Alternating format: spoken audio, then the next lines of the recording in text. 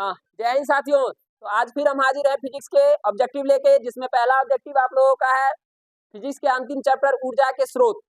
तो बने रहिए हमारे साथ और आप लोग जवाब देने का प्रयास कीजिएगा। पहला प्रश्न है, निम्न में से उत्तम ऊर्जा का स्रोत कौन सा है? उत्तम ऊर्जा का स्रोत का मतलब हो गया कि वैसा ऊर्जा का स्रोत जो आदर्श भी हो, जिसमें कम धुआं निकलता हो, जो ज्यादा उष्मीय मान वाला हो। तो कोयला, लकड़ी, पेट्रोलियम या बायोमास? बायोमास इसका ऑप्शन होगा डी। चलिए अब अगला प्रश्न, डीजल का उपयोग होता है, डीजल का उपयोग कहाँ होता है? भारी वाहनों में, रेल इंजनों में, विद्युत उत्पादन में, एबीसी तीनों में होता है। ठीक है। उत्तम ऊर्जा का स्रोत वह है, अभी तुरंत थोड़ा देर पहले बताए हैं, जिसका क्या है, जो सरलता से सुलभ हो, जो प्रति एकांक आयतन और प्रति एकांक द्रव्यमान में अधिक कार्य करे, जिसका भंडारण तथा परिवहन आसान हो, जिसमें ये सभी गुण हो। तो इसका ऑप्शन क्या हो जाएगा? डी। अगला प्रश्न, निम्न में से कौन सा स्वच्छ ऊर्जा स्रोत है? स्वच्छ ऊर्जा स्रोत कौन सा होगा? प्राकृतिक गैस। ठीक है। अगला प्रश्न, निम्न में से ऊर्जा का प्रदूषण कौन सा ऊर्जा प्रदूषण मुक्त स्रोत है? प्रदूषण से मुक्त कौन सा स्रोत है? पवन ऊर्जा, जल विद्युत ऊर्जा, सौर ऊर्जा, सभी प्रदूषण नहीं देते हैं। अगला सवाल है, निम्नलिखित में से कौन बायोगैस ईंधन का स्रोत नहीं है? बायोगैस ईंधन का स्रोत नहीं है। बायोगैस ईंधन का स्रोत,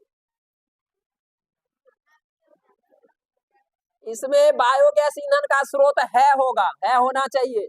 इसमें गोबर गैस ही होगा, बाकी सब नहीं होगा। लकड़ी से भी धुआं उत्पन्न होता है। अगला है, जीव द्रव्यमान ऊर्जा स्रोत का उदाहरण निम्नलिखित में से कौन नहीं है? कौन सा? जीव द्रव्यमान, नाभिकीय ऊर्जा। कौन सी गैस वैश्विक उष्मण के लिए उत्तरदायी है? वैश्विक उष्मीकरण का मतलब हो गया कि विश्व में सबसे ज्यादा, जैसे गर्मी जो मौसम बढ़ रहा है, किसके कौन सी गैस के उत्तरदायी है? Carbon dioxide. इसी के द्वारा होता है ग्रीन हाउस इफेक्ट। तो ग्रीन हाउस गैस कौन सी है? Carbon dioxide. अगला प्रश्न, गर्म जल प्राप्त करने के लिए हम सौर जल तापक का उपयोग किस दिन नहीं कर सकते हैं? जिस दिन बादल वाले दिन रहेंगे उस दिन हम लोग को क्या होगा? सौर जल तापक का उपयोग नहीं कर पाएंगे। आप बताइए, अब इसमें से सभी है, ये तो क्वेश्चन गलत हो गया। चलिए, बायोगैस का मुख्य अवयव क्या है? मीथेन।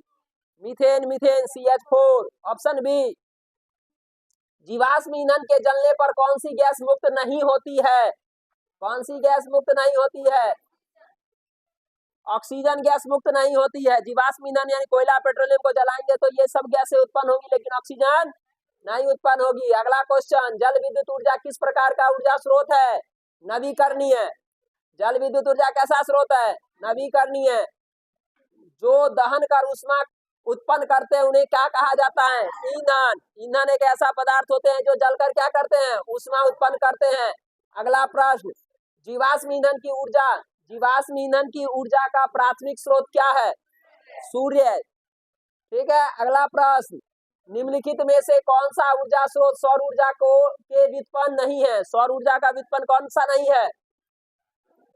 भूतापीय ऊर्जा, पवन ऊर्जा, नाभिकीय ऊर्जा, जैव मात्रा।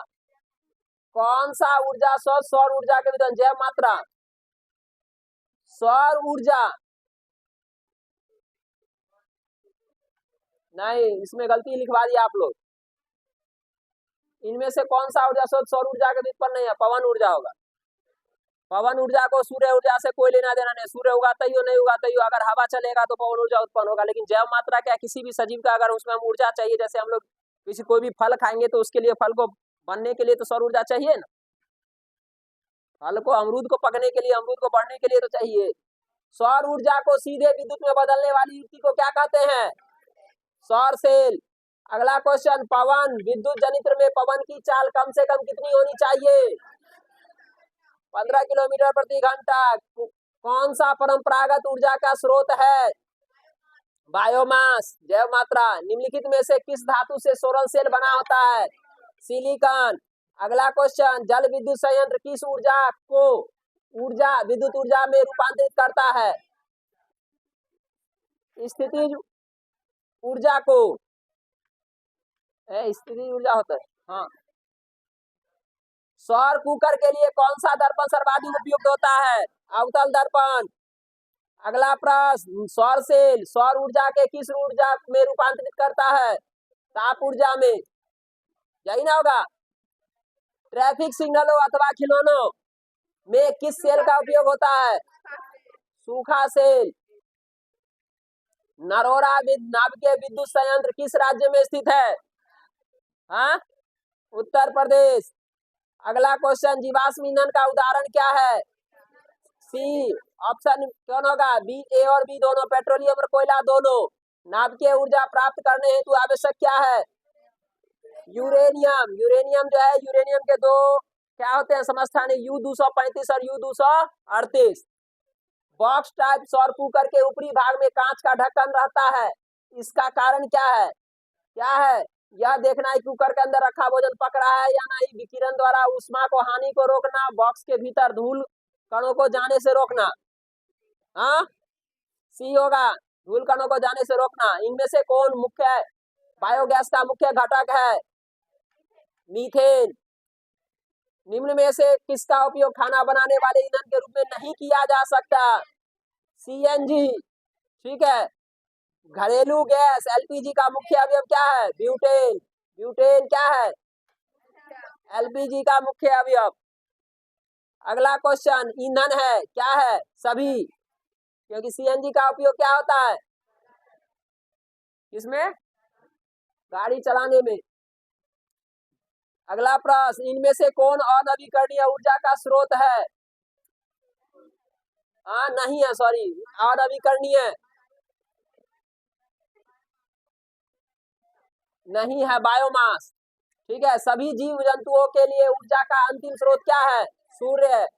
अगला प्रश्न, इनमें से कौन नवीकरणीय ऊर्जा है? सौर ऊर्जा। ऊर्जा के अनवीकरणीय स्रोत क्या है? कोयला। अनवीकरणीय ऊर्जा क्या है? कोयला से प्राप्त ऊर्जा। ऊर्जा के दो अनवीकरणीय स्रोत कौन कौन से हैं? कोयला और petroleum. Option C. Kalpakkam. Kalpakkam किस राज्य में स्थित है? तमिलनाडु। हाँ, निम्न में से किस रूप में महासागरों में ऊर्जा उपलब्ध है? सभी में है। तारापुर नाभिकीय विद्युत संयंत्र किस राज्य में स्थित है? महाराष्ट्र। शारीरिक कार्यों को करने के लिए किस प्रकार की ऊर्जा का उपयोग किया जाता है? पेशीय ऊर्जा। कार्य करने की क्षमता को क्या कहते हैं? ऊर्जा।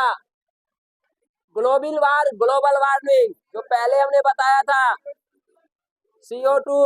लड़का सब बहुत बातचीत कर रहा है, भगवान करे तो अगर बिया हो तो शांति नामक लड़की से कोई बोले का मौका नहीं दो, बड़ा फुड़फुड़ बोले छै। हाँ, जीवाश्म ईंधन ऊर्जा का कैसा स्रोत हो सकता है? अनवीकरणीय। डेनमार्क में कुल ऊर्जा खपत का कितना प्रतिशत पवन चक्कियों में प्राप्त होता है? 25। चलिए, जैव गैस संयंत्र में शेष बची स्लरी को बाहर निकाले जाते हैं, जिसका उपयोग होता है किसके रूप में? खाद के रूप में। तमिलनाडु में कन्याकुमारी के समीप भारत का विशालतम पवन ऊर्जा फार्म स्थापित किया गया। यह विद्युत कितना विद्युत उत्पन्न करता है? हाँ, इसका ऑप्शन आप लोग कमेंट में डालिएगा। तापीय विद्युत संयंत्र में ऊष्मीय ऊर्जा का कौन सा ऊर्जा रूपांतरित किया जाता है? तापीय विद्युत संयंत्र में ऊष्मीय ऊर्जा से कौन सा? विद्युत ऊर्जा। ऊष्मीय ऊर्जा से विद्युत ऊर्जा। जल विद्युत संयंत्र में गिरते जल की स्थितिज ऊर्जा को परिवर्तित किया जाता है? जल विद्युत से। जल विद्युत संयंत्र में गिरते जल की स्थितिज ऊर्जा को परिवर्तित की जाती है किसमें? विद्युत ऊर्जा में। तो ये तो थे आपके ऊर्जा के स्रोत पाठ के चैप्टर के ऑब्जेक्टिव। तो आप लोगों ने इस वीडियो को अंत तक देखा है, इसके लिए आप लोगों का धन्यवाद। आप लोग हमारे चैनल SSP घाटो एजुकेशन को लाइक और सब्सक्राइब करके अपने दोस्तों के साथ शेयर कर दे, ताकि वे भी ये ऑब्जेक्टिव देखकर आगे बढ़ सके।